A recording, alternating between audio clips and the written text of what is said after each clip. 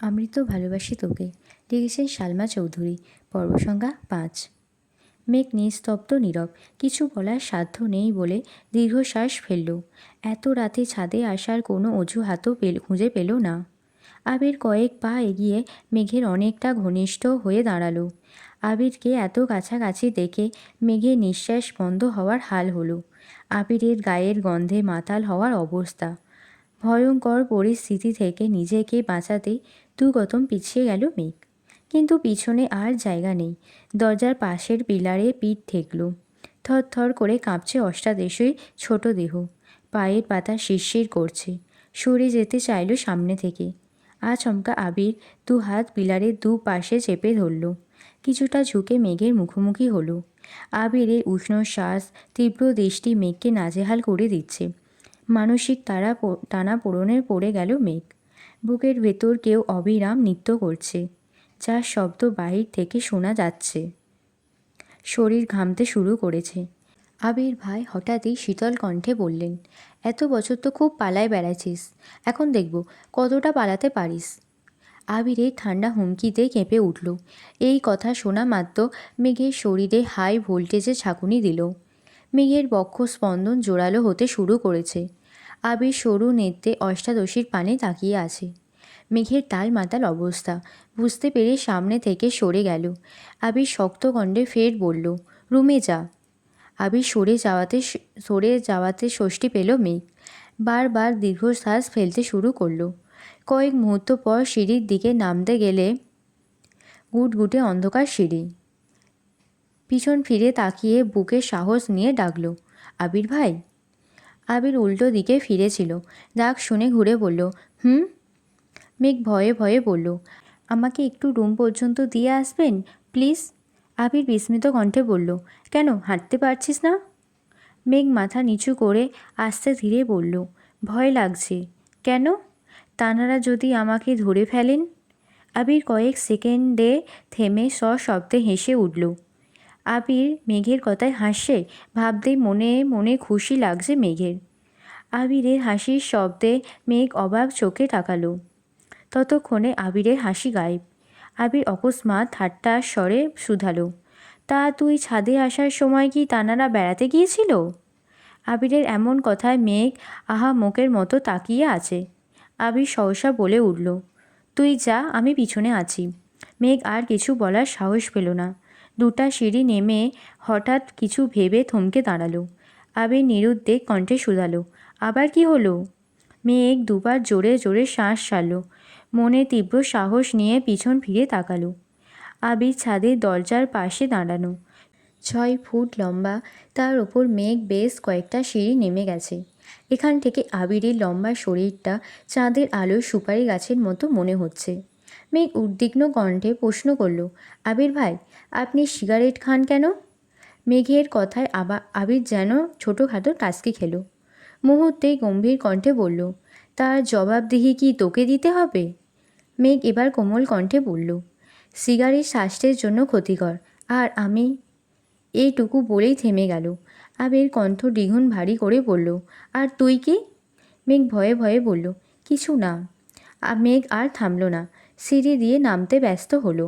মেঘ করিডোরে হাঁটছে। আবির পিছনে মোবাইলের ফ্ল্যাশ জ্বালিয়ে সিঁড়ির নিচ পর্যন্ত নামল। মেঘ পিছন ফিরে আবিরকে দেখার সাহস পাচ্ছে না। নিজের রুমের দরজা পর্যন্ত এসে রুমে ঢোকার সময় এক পলক তাকালো। আবিরের মনোযোগ মোবাইলে। মেঘ রুমে চলে গেল। আবিরের আরও একটা রাত কাটল নির্ঘুম নিস্তব্ধ। প্রত্যেক সপ্তাহের ছুটির দিনের আগে সারা রাত জেগে থাকে। এটা তার বহু বছরের অভ্যাস। বিদেশে থাকাকালীনও তাই করত। দেশে এসে প্রতি বৃহস্পতিবার রাত নিজের মতো একাকী কাটায়। নিজেকে নিয়ে ভাবে, নিজের স্বপ্ন, ইচ্ছে, ভালোবাসা, প্রিয়জন সব কিছু নিয়েই ভাবে। মেঘ নিজের রুমে শুয়ে ছাদের বিষয়গুলো ভাবছে। আবিরের এত কাছে আসা, আবির ভাইয়ের বলা সেই কথাগুলো মাথায় ঘুরছে। এই সব ভেবে কখন ঘুমিয়েছে নিজেও জানে না। সকাল সকাল খাবার টেবিলে খাবার খাচ্ছে সবাই। শুক্রবার বলে ভালো মন্দ রান্না হয়েছে। মেঘের মনটা আজ খুব ভালো। কেন ভালো নিজেও জানে না, তবে আবিরের প্রতি ভয় কিছুটা শিথিল হয়েছে। খাবার টেবিলে আবির নেই দেখে মন খারাপ হয়েছে, কিন্তু তেমন পাত্তা দেয়নি। নিজের মতো খেয়ে পড়তে বসেছে। প্রতি শুক্রবারে প্রাইভেট 1 ঘন্টার পরীক্ষা থাকে। এক সপ্তাহে যা পড়ায় তার উপরেই পরীক্ষা থাকে। আজ 3টা থেকে 4টা পর্যন্ত পরীক্ষা। অন্যদিকে তানভীর রাজনীতি নিয়ে ব্যস্ত হয়ে পড়েছে। সামনে এমপি নির্বাচন। তাদের প্রিয় নেতা মনোনয়ন কিনেছেন। সবাই মিটিং মিছিলে ব্যস্ত। জনসমর্থন যাচাই করে মনোনয়ন দেয়া হবে। তানভীরদের এখন সব এলাকায় যেতে হচ্ছে। জনগণের সুবিধা অসুবিধা শুনছে, লিস্ট করছে। এমপি নির্বাচনের কয়েক মাস পরই হবে সভা নির্বাচন। তানভীরের টার্গেট সভাপতি হওয়া, তাই তাকে আরও বেশি অ্যাক্টিভ থাকতে হচ্ছে। 2:30 নাগাদ মেঘ পরীক্ষা দিয়ে বেরিয়েছে।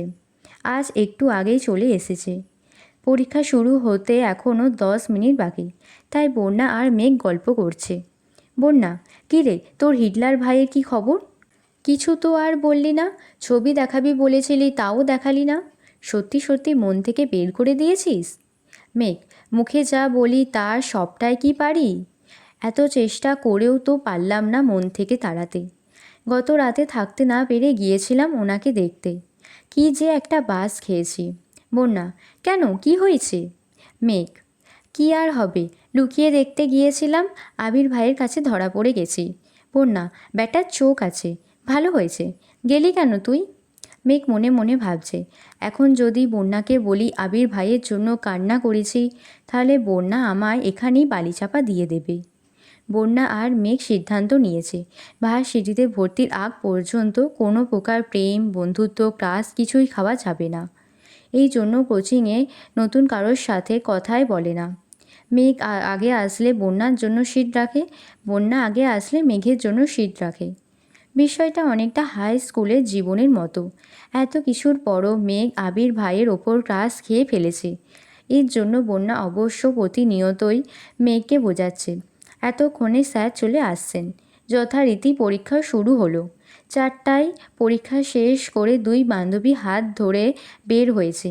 আশেপাশে মেঘেদের গাড়ি নেই, তাই রাস্তার পাশে দাঁড়িয়ে ড্রাইভার আঙ্কেলকে ফোন দিয়ে ভাবল।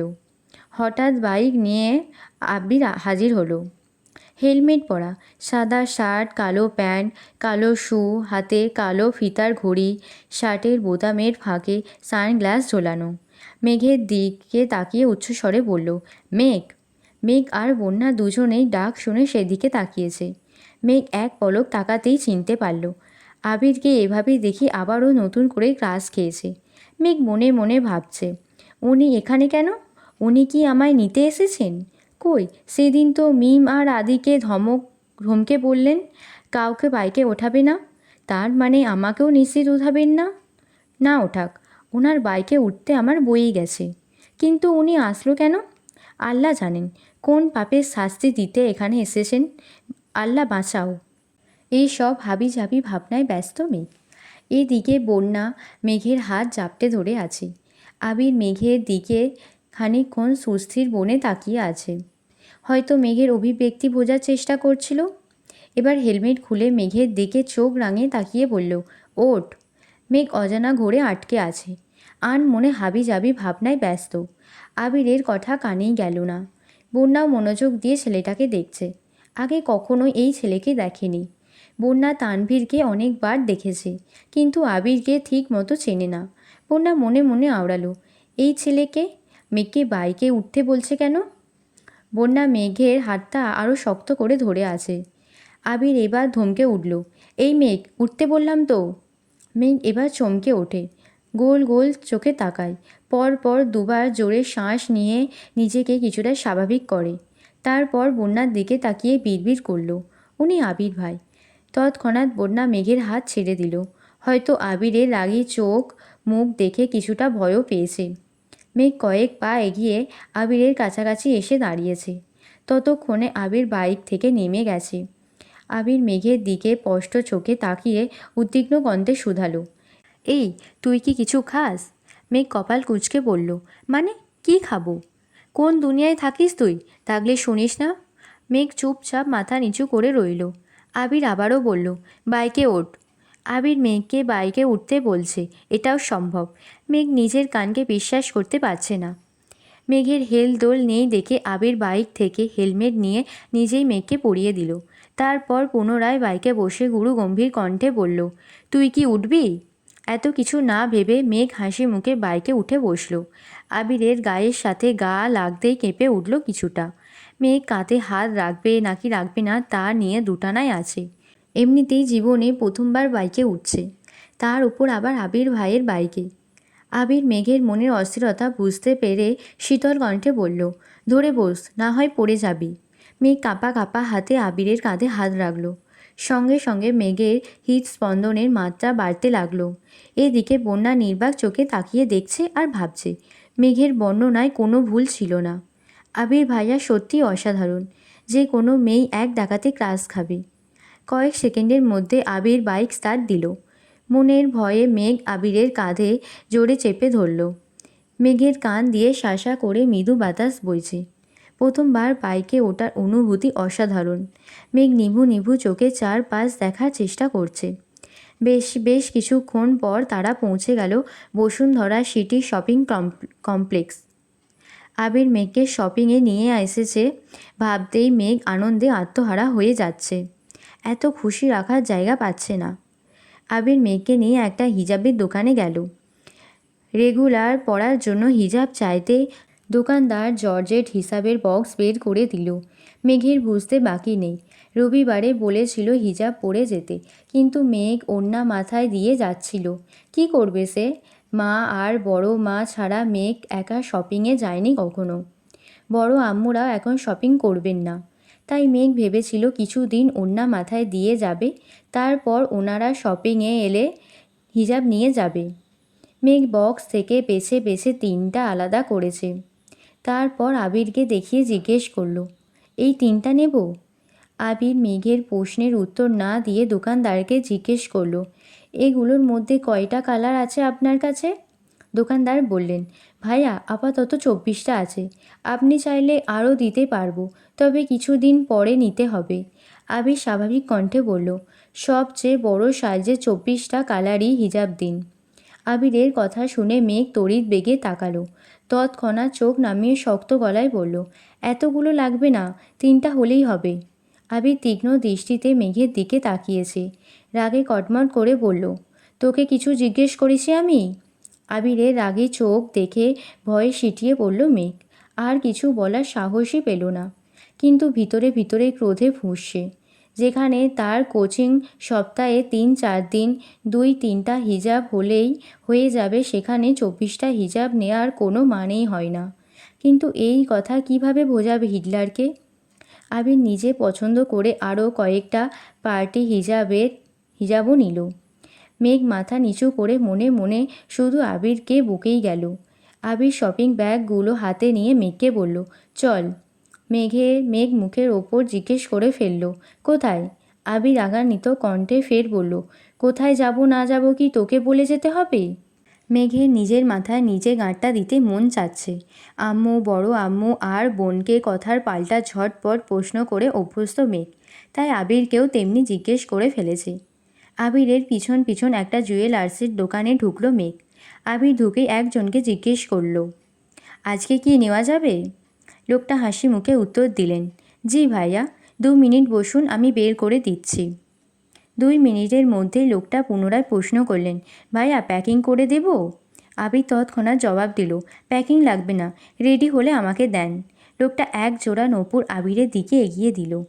মেঘ উৎসুক জনতার ন্যায় নূপুর 2টা দেখছে। অনেক মোটা আর খুব সুন্দর ডিজাইনের 2টা নূপুর। আবিরের আকস্মিক কর্মকাণ্ড দেখে মেঘ কারেন্টের খাম্বার ন্যায় স্তব্ধ হয়ে গেছে। আবিরের এক হাঁটু ফ্লোরে, আরেকটা পা স্বাভাবিক রেখে নিচে বসেছে। যেভাবে প্রপোজ করে অনেকটা সেভাবে। সহসা মেঘের এক পা নিচের হাঁটুর ওপর রেখে একটা নূপুর পরিয়ে দিল।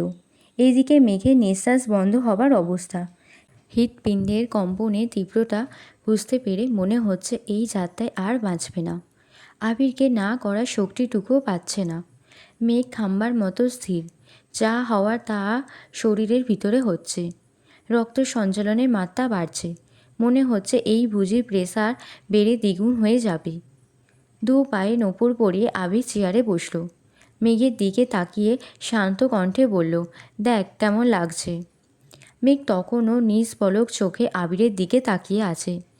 আবির রাগে ফুঁসতে ফুঁসতে দাঁতে দাঁত চেপে বলল, তোকে নূপুর দেখতে বলেছি, আমাকে না। আবিরের কথায় দোকানদার জোরে হাসি শুরু করেছে। ততক্ষণে মেঘ স্বাভাবিক হলো। পরিস্থিতি বুঝতে পেরে তাড়াতাড়ি পায়ের দিকে তাকালো। সত্যি অনেক সুন্দর লাগছে। মেঘের ফর্সা পায়ে নূপুরগুলো দেখতে অন্যরকম লাগছে। মেঘ খুশিতে গদগদ হয়ে বলল, অনেক ধন্যবাদ আবির ভাই। আবির দোকানদারের বিল পরিশোধ করে মেঘকে নিয়ে কাছাকাছি একটা রেস্টুরেন্টে গেল।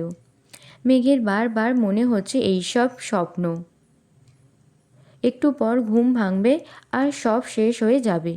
রেস্টুরেন্টে বসে আবির মেঘের দিকে মেনু কার্ড এগিয়ে দিয়ে ধীর কণ্ঠে বলল, তোর যা খেতে ইচ্ছে করে অর্ডার দে। মেঘ নিজের পছন্দ মতো কাচ্চির সাথে বোরহানির কথা বলল।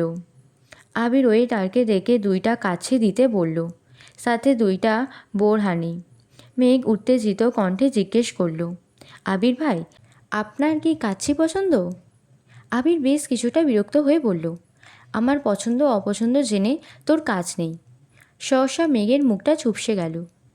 খাবার আশায় দুজনে চুপচাপ খাবার খেলো। মেঘ অবশ্য খেতে খেতে কয়েকবার চোখ তুলে আবিরকে দেখছিল, কিন্তু আবিরের সেদিকে কোনো ভ্রুক্ষেপ নেই। সব কাজ শেষে আবির বাইকে উঠতে যাবে এমন সময় মেঘ আবিরকে ডাকলো, আবির ভাই। হুম? না কিছু না। আবির এবার সত্যি সত্যি রেগে গেল। কণ্ঠ 3 গুণ ভারী হলো। রাগান্বিত স্বরে বলতে শুরু করলো, তোকে হিজাব আর নূপুর কিনে দিয়েছি বলে খুশিতে বেশি লাফাস না। মাথায় ওড়না দিয়ে বইয়ের মতো চলাফেরা যাতে না করতে পারিস সেজন্য হিজাব দিয়েছি।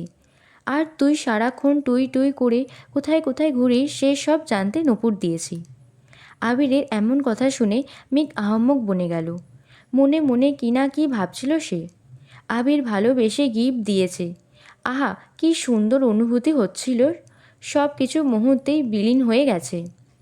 অষ্টাদশীর মনের ভিতর নবজাগ্রত অনুভূতিতে আবির সযত্নে 1 বালতি পানি ঢেলে দিল। আবির কণ্ঠ খাদে নামিয়ে বলল, ওঠ। মেঘ ভয়ে ভয়ে চুপচাপ উঠে বসল। তবে মনে মনে ঠিক করলো, এবার আর আবিরকে ধরে বসবে না। আবিরের ধমকে মেঘের ভাবনা সুতা ছিল। আবির রাগান্বিত কণ্ঠে বলল, এক কথা তোকে কতবার বলতে হয় মেঘ? ধরে বস, না হয় তোকে রাস্তায় ফেলে চলে যাব। ধমক খেয়ে মেঘের ছোট্ট দেহ কম্পিত হলো। সহসা শক্ত হাতে আবিরের কাঁধ চেপে ধরে। আবির আর কিছুই বলল না। বাসার সামনে পর্যন্ত আসলো, কিন্তু কেউ কোনো কথা বলল না। আবির বাসার সামনে বাইক থামিয়ে স্বাভাবিক কণ্ঠে বলল, বাসায় যা। মেঘ বাইক থেকে নেমে আবিরের দিকে তাকিয়ে জিজ্ঞেস করল, আপনি যাবেন না? না। কোথায় যাবেন? আবির বিরক্তি নিয়ে বললেন, তুই কে যে তোকে আমার সব কিছু বলে যেতে হবে? আর একবার আমার মুখের ওপর প্রশ্ন করবি, সঙ্গে সঙ্গে থাপ্পড় দেব। মেঘের মুখটা চুপসে গেছে। চিবুক নামিয়েছি গলায়। পাতলা ওষ্ঠে বিড়বিড় করে বলল, হিটলার একটা। আবির তৎক্ষণাৎ জবাব দিল, আমি হিটলার হলে তুই কি? আবির শুনে ফেলেছে ভেবে আটকে উঠল মেঘ। আবিরের দিকে দ্বিতীয়বার তাকানোর সাহস হলো না। আবিরের থাপ্পড়ের ভয়ে ছুটে পালালো বাড়ির ভিতর। আবির নিষ্পলক চোখে অষ্টাদশীর পায়ের দিকে তাকিয়ে আছে। নূপুরের ঝনঝন শব্দ কানে লাগছে। আচমকা আবিরের ঠোঁটের কোণে এক চিলতে হাসির ঝলক দেখা গেল। মেঘ এক ছুটে বাড়ির ভিতরে ঢুকল। সোফায় বসে গল্প করছিল হালিমা খান, মালিহা খান আর আকলিমা খান। মেঘকে ছুটতে রেখে দৃষ্টি পড়ল সেদিকে। আকলিমা খান ডেকে বললেন, মেঘ কী হয়েছে তোর? এভাবে ছুটছিস কেন? মেঘ সিঁড়ির নিচে এসে থামল। হাঁপাচ্ছে মেয়েটা। জোরে জোরে শ্বাস নিচ্ছে আর বারবার দরজার দিকে তাকাচ্ছে। আবির ভাই বলেছে কোথায় যাবে, তারপরও যদি কোনো কারণে বাসায় চলে আসে, এই আশঙ্কায় বারবার তাকাচ্ছে মেঘ। হালিমা খান শুকনো নজরে মেঘের পায়ের দিকে তাকিয়ে জিজ্ঞেস করলেন, তুই নূপুর পেলি কোথায়? মেঘ এবার দরজার দিক থেকে দৃষ্টি সরিয়ে মা কাকিয়ার দিকে তাকালো। অকস্মাৎ বলে উঠল, আবির ভাই দিয়েছে। হালিমা খান, মালিয়া খান আর আকলিমা খান 3 জনে অবাক হয়ে চোখাচোখি করল কিছুক্ষণ। মালিয়া খান পুনরায় জিজ্ঞেস করলেন, আবির তোকে নূপুর দিয়েছে মা? মেঘ এবার স্পষ্ট দৃষ্টিতে তাকালো, একটু রাগী রাগী ভাব নিয়ে বলল, আবির ভাই দিয়েছে বড় আম্মু। তোমার ছেলে না দিলে কি তোমার ছেলের কথা বলতাম আমি? হালিমা খান কয়েক মুহূর্ত নীরব থেকে আবার বললেন, তোর মনে আছে মেঘ, আবির বিদেশে যাওয়ার 6 মাস আগে তোর নূপুরগুলো তোর থেকে আমি নিয়ে নিচ্ছিলাম? মেঘ কিছুক্ষণ ভাবল, তারপর বলল, হ্যাঁ আম্মু, মনে পড়ছে। ওই নূপুরগুলো কোথায়? হালিমা খান সহসা উত্তর দিলেন, ওইগুলো তো আমার কাছেই আছে। কিন্তু সেদিন নূপুরগুলো আমি নিজের ইচ্ছেতে নিইনি, আবিরই বলেছিল নিতে। মেঘ চমকে উঠল মায়ের কথায়, ছুটে এসে বসল সোফায়। কি হয়েছে বলো আম্মু, কেন নিয়েছিলে? হালিমা খান একটু ভেবে চিনতে বললেন, তেমন কিছু না, আবির আমার কাছে এসে বলেছিল তোর পায়ে নুপুরের শব্দ নাকি ওর মাথায় ধরে। ঘুমাইলে তুই দৌড়াদৌড়ি করিস, ঝন করলে ওর মাথায় ব্যথা করে, পড়তে পারে না, তাই বলেছিল নূপুর খুলে রেখে দিতে। তাই আমিও আবিরের কথা মতো তোর থেকে নূপুর নিয়ে নিচ্ছিলাম। এরপর তুইও আর চাসনি, আমিও আর তোকে দিইনি। 2-1 বছর পর মনে হয়েছিল, কিন্তু বের করে দেখি এগুলো তোর আর লাগবে না। এই জন্য তোর আব্বুকে বলে রাখছিলাম, তুই চাইলে তোকে যেন নূপুর বানিয়ে দেয়, তখন তো আবির ছিল না। এই জন্য আজকে তোর পায়ে নূপুর দেখে আমরা অবাক হচ্ছিলাম। মেঘ ভাবনায় পড়ে গেল, ছোটোবেলায় আবির ভাই নূপুর খুলতে বললে এখন উনি নিজের হাতে কেন নূপুর পরিয়ে দিলেন? এখন কি ওনার মাথা ব্যথা ভালো হয়ে গেছে? তৎক্ষণাৎ মনে হলো আবির ভাইয়ের কথা, তাহলে কি সত্যি আমার চালচলন পর্যবেক্ষণ করতেই নূপুরগুলো দিয়েছেন, নাকি ছোটোবেলার কথা ভেবে মনটা নরম হয়েছে ওনার? আগলিমা খান হাসি মুখে বলে উঠলেন, এই সব বাদ দে, শপিং ব্যাগে কী রে মেঘ? মেঘ কাকিয়ার কথায় স্বাভাবিক হয়ে বলল, হিজাব। কেউ আর কিছু বলল না, তারা তাদের আড্ডায় মনোযোগ দিল। মেঘও শপিং ব্যাগ নিয়ে সিঁড়িতে ওঠায় ব্যস্ত হলো। রাতে আর আবিরের সাথে মেঘের দেখা হয়নি। প্রতিদিনের মতো আজকেও সকাল 8টায় অফিসের জন্য রেডি হয়ে খেতে বসেছে আবির। মেঘ ইচ্ছে করেই আর সেজে গুজে খেতে নামবে ভাবল। চুল ছাড়াই সেগুলো কোমর ছাড়িয়ে পড়েছে। মাথায় পিচ্ছি বাচ্চার মতো একটা পুতুলের বেলও দিয়েছে। কালো জামা পরেছে, সাথে ম্যাচিং কালো ওড়না। ওষ্ঠদয়ে হালকা গোলাপি রঞ্জকও লাগিয়েছে। সিঁড়ি দিয়ে নামছে। আবির এক পলক তাকাতেই স্তব্ধ হয়ে রইল। মেয়েটা এমনিতেই অনেক ফর্সা, তার মধ্যে কালো জামা পরাতে অসম্ভব সুন্দর লাগছে। সাথে চুলগুলো ছাড়া থাকাতে মায়া বোন বিহারীর মতো লাগছে অষ্টাদশীকে।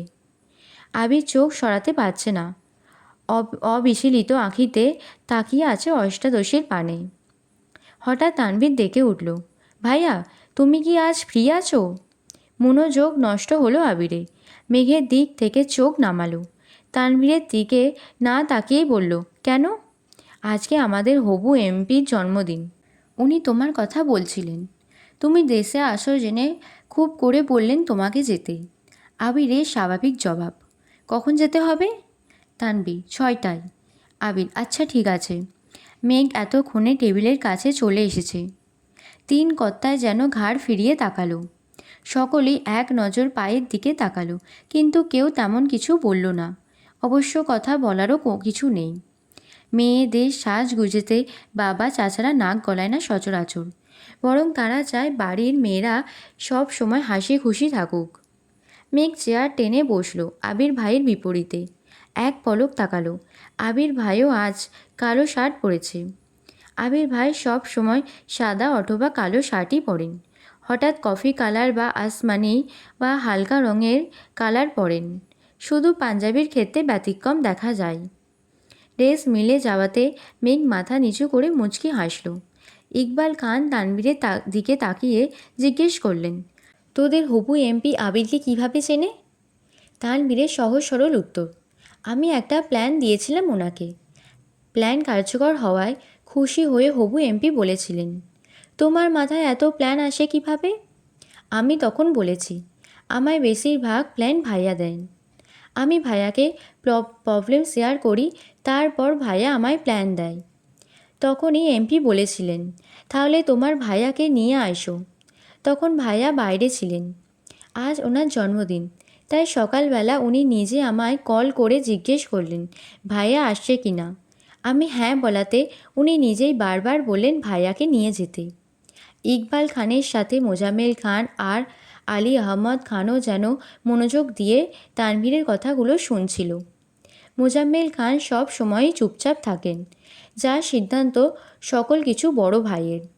তানভীরের এই সব কথা শুনে আলী আহমদ খান রাগে ফুঁসছেন।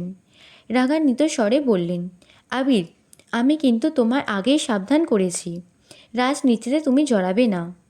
আবির নিরুদ্বেগ কণ্ঠে উত্তর দিল, আমি তো বলেছি রাজনীতি করব না।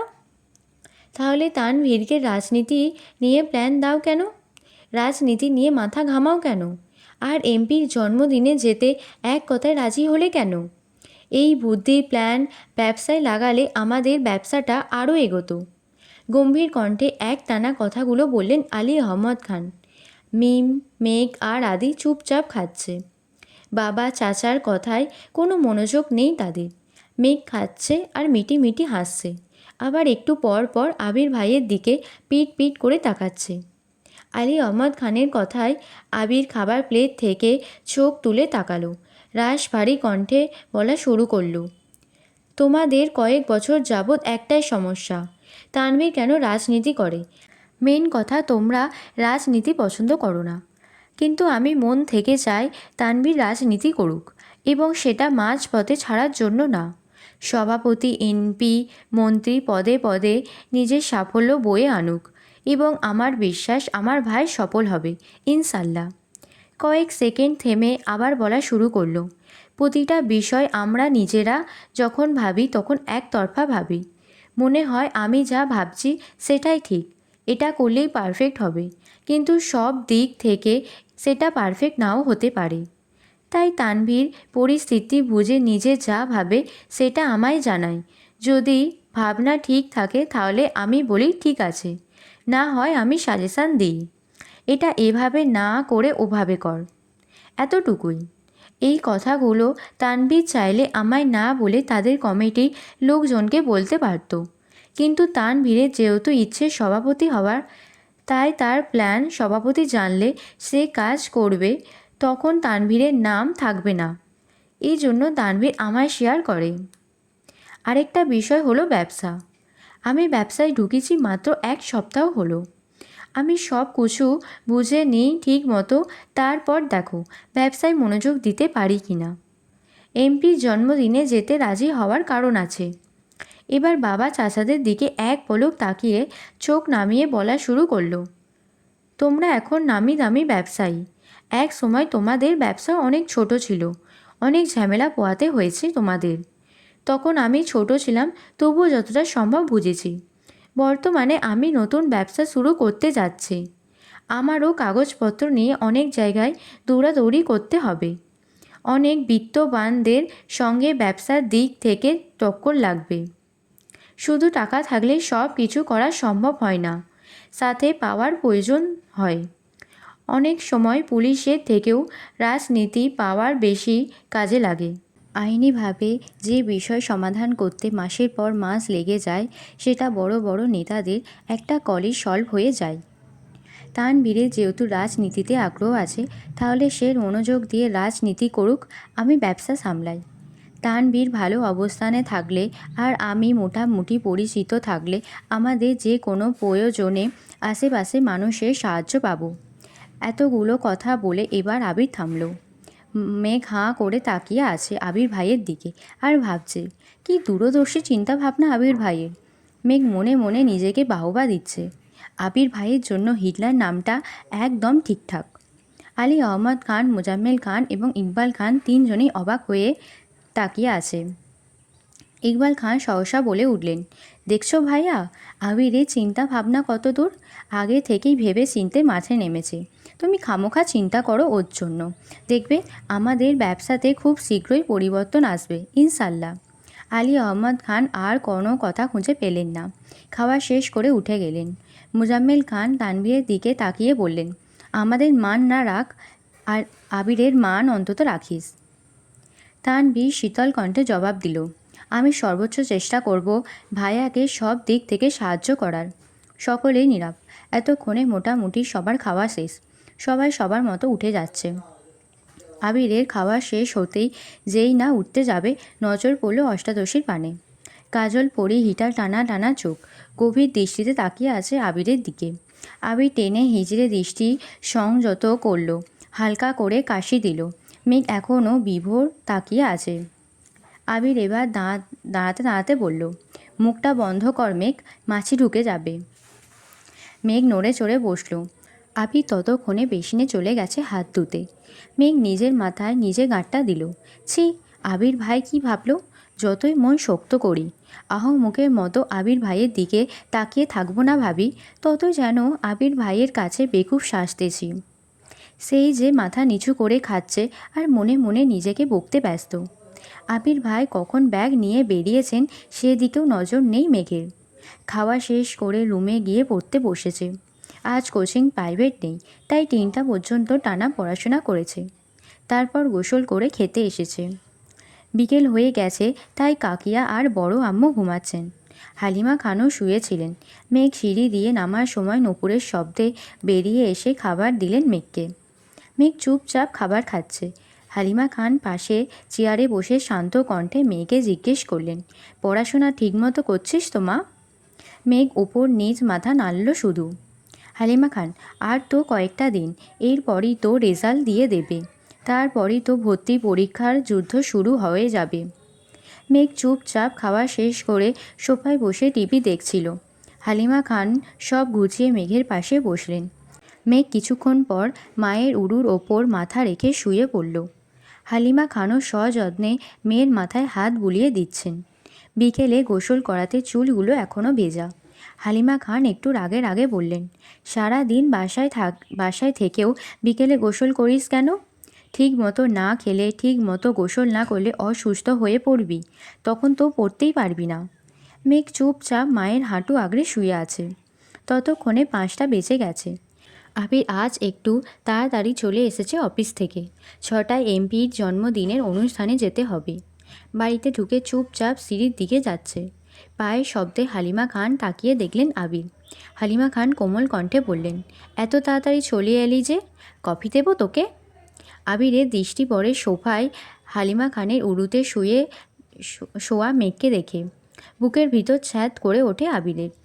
মায়ের কথা শুনে মেঘও ঘাড় ঘুরিয়ে তাকায়। চোখ পড়ে সিঁড়ির কাছে আবির ভাইয়ের দিকে। সঙ্গে সঙ্গে সোজা হয়ে উঠে বসল। আবির তৎক্ষণাৎ তড়িৎ গতিতে মেঘের কাছে চলে আসে। ভয়ার্ত কণ্ঠে বলল, কি হয়েছে তোর? বলতে বলতে কপালে, গালে, গলায় হাত রাখল একবার। আবির ভাইয়ের উষ্ণ হাতের ছোঁয়ায় কেঁপে উঠল অষ্টাদশী। আবির হাত সরিয়ে উত্তেজিত কণ্ঠে পুনরায় প্রশ্ন করল, শরীর খারাপ লাগছে? মাথা ব্যথা করছে? মেঘ যেন বিস্ময়কর দৃষ্টিতে তাকিয়ে আছে আবির ভাইয়ের অভিমুখে। আবির ভাইয়ের কপাল ঘামে চিকচিক করছে। হালিমা খান অভিযোগের স্বরে বললেন, আরে দেখ না, সারাদিন বাসায় থেকেও অসময়ে গোসল করে। এত লম্বা চুল শোকাতে তো সময় লাগে নাকি? নিজের কোনো যত্ন নেয় না, কিছু না। আবির সহসা বলে উঠল, মামনি একটু কফি করে দিবা প্লিজ? হালিমা খানের সরল উত্তর, তুই বস একটু, এক্ষুনি নিয়ে আসছি। হালিমা খান উঠে রান্নাঘরে গেলেন। আবির ঘুরে গিয়ে হালিমা খানের জায়গায় বসলেন। মেঘ নিচের দিকে চেয়ে ঠোঁট কামড়ে ধরে বসে আছে। শীর্ণ বক্ষ ধরফর করছে অষ্টাদশীর। আবির ক্ষুদ্র চোখে তাকিয়ে আছে অষ্টাদশীর পানে। নিরুদ্যম কণ্ঠে শুধালো, কি হয়েছে তোর? মন খারাপ? মেঘের দুনিয়া ঘুরছে। মনের ভিতর টালমাটাল অবস্থা। হৃৎপিণ্ড ছুটছে দিক বেদিক। কিছু সেকেন্ড পর কোনো রকমে এপাশ ওপাশ মাথা নাড়ল। আবির একটু চুপ থেকে গম্ভীর কণ্ঠে বলল, কেউ বকেছে তোকে? সহসা মেঘের জবাব, কেউ বকেনি। আবির এবার দীর্ঘশ্বাস ফেলল। বেশ ঠান্ডা কণ্ঠে বলল, তাকা আমার দিকে। মেঘ এবার দ্বিতীয় দফায় ধাক্কা খেল। মেঘ নড়ে উঠল। কাঁপা কাঁপা চোখে তাকালো আবির ভাইয়ের চোখের দিকে। আবির ভাইয়ের শীতল চাউনিতে অষ্টাদশীর মনে ঝড় শুরু হয়েছে। সাগরের গভীরতার ন্যায় চোখের দিকে বেশিক্ষণ তাকিয়ে থাকা সম্ভব হলো না মেঘের। জলদি মাথা নিচু করে ফেলল। আবির তখনও তীক্ষ্ণ দৃষ্টিতে তাকিয়ে আছে অষ্টাদশীর দিকে। আবির কিছুটা ভেবে শক্ত কণ্ঠে বলল, মেঘ, আমি এই বাড়ির সিঙ্গেল একটা মানুষের মুখেও তোর নামে অভিযোগ শুনতে চাই না। মেঘের অভিব্যক্তি বোঝা গেল না, চিবুক গলায় নেমেছে। নিজের মনের উথাল পাতাল পরিস্থিতি সামলাতে ব্যস্ত অষ্টাদশী। আবির কপাল গোটায়। হঠাৎই পল্লব ফেলে দীর্ঘশ্বাস সেরে শক্ত চাউনিতে মেঘের দিকে তাকায়। কাল থেকে বিকেলে কোচিংয়ে যাবি। ওনাদের 3টায় ব্যাচ আছে। প্রতিদিন 11টায় গোসল করবি। 1টার পর নামাজ পড়ে খেয়ে প্রাইভেটে যাবি। তারপর কোচিং শেষ করে বাসায় আসবি। আমি কোচিংয়ে কথা বলে নেব। এতক্ষণে হালিমা খান কফি নিয়ে হাজির হলেন। আবির স্বাভাবিক কণ্ঠে বলল, মামুনি, মেঘ কাল থেকে 11টায় গোসল করবে আর বিকেলে কোচিংয়ে যাবে। ওর গোসলের টাইম যদি 1 মিনিট এদিক সেদিক হয় তুমি সঙ্গে সঙ্গে আমায় কল করবা। এতটুকু বলেই কফির কাপ নিয়ে সিঁড়ি দিয়ে ধপ ধপ করে উপরে চলে গেল। মেঘের হৃৎপিণ্ড দুভাগ হয়ে গেল আবির ভাইয়ের কথায়। এতদিন মনের ভিতর শুধু তুফান চালিয়েছে এই লোকটা, এখন মেঘের জীবনেও তুফান চালাচ্ছেন। বন্যা তো 10টায় ব্যাচে যাবে, মেঘ একা একা বিকেলে পড়তে যাবে। ওখানে তো কাউরে চেনে না, ভাবতেই আহত হলো মনটা। ঠায় সোফায় হেলান দিয়ে বসে আছে মেঘ। হালিমা খান মেঘকে 1 কাপ কফি এনে দিলেন। মেঘ কিছুটা স্বাভাবিক হয়ে কফি খাওয়ায় মনোযোগ দিল। কিছুক্ষণ পর মেঘ সিঁড়ি দিয়ে উঠছে রুমে যাওয়ার উদ্দেশ্যে। তখনই সিঁড়ি দিয়ে ব্যস্ত পায়ে নামছে আবির ভাই। এমপির জন্মদিনের অনুষ্ঠানে যাওয়ার জন্য রেডি হয়েছেন। খয়েরি রঙের শার্ট কনুই পর্যন্ত হাতা ভাঁজ করা, কালো প্যান্ট দিয়ে ইন করা, নতুন শু জুতো, চোখে নতুন একটা সানগ্লাস, চুলগুলো খুব সুন্দর করে স্টাইল করা। এক পলক তাকাতেই মেঘ থমকে দাঁড়ালো সিঁড়িতে। আবির ভাইয়ের এক হাত পকেটে, অন্য হাতের আঙুলে বাইকের চাবি ঘোরাতে ঘোরাতে মেঘের পাশ কেটে নেমে গেলেন। মেঘ ওখানেই দাঁড়িয়ে পড়েছে। বডি স্প্রের তীব্র গন্ধে ঘাড় ঘুরিয়ে তাকালো আবির ভাইয়ের দিকে। যতক্ষণ দেখা গেল ততক্ষণ স্থির দৃষ্টিতে তাকিয়ে রইল। বিড় করে বলল, ওনার যন্ত্রণায় আমাকে পাবনা যেতে হবে মনে হচ্ছে। কিছুক্ষণ পর মেঘ রুমে চলে গেল।